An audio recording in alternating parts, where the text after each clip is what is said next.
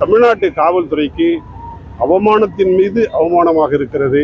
காரணம், மத்திய புலனாய்வுத்துறை சொல்லி அவர்கள் இந்த கஞ்சாவை, இந்த ஹெராயினை, இந்த விட்டமினை, போதைப் பொருளை எல்லாம் அவர்கள் வந்து பிடிக்கிறார்கள்.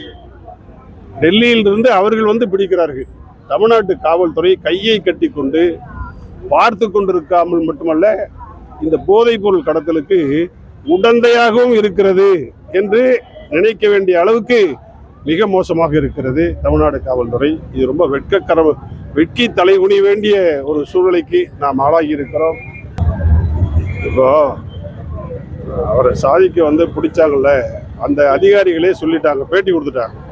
இதில் வந்து அவர் சம்பாதித்த பணத்தை இதுவரை சொல்லியிருப்பது திரையுலகத்திலே அவர் செலவு செய்திருக்கிறார் என்று சொல்லியிருக்கிறார்.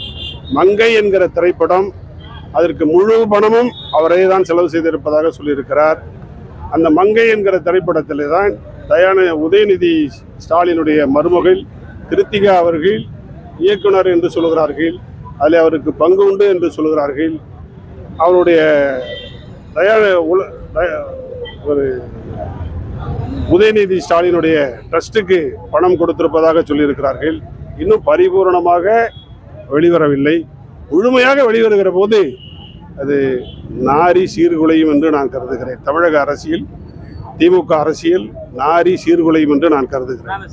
அதாவது வாக்காளர்களில் பாதியாக இருக்கிற பெண்கள் அத்துணை பேரும் இந்த போதைப் பொருளுக்கு நேர் எதிர்ப்பாளர்கள்.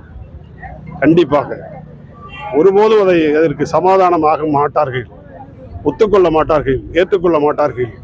இதை விரட்டி அடிக்கிற வரை தமிழகத்து தாய்மார்கள் இந்த போதைப்பொருள் கடத்துபவர்கள் மீது, போதைப்பொருள் கடத்துபவர்களுக்கு உதவியாக இருக்கிறவர்களுக்கு, காரணமாக இருக்கிறவர்களுக்கு அவர்கள் ஆதரவாக ஒருபோதும் இருக்க மாட்டார்கள்.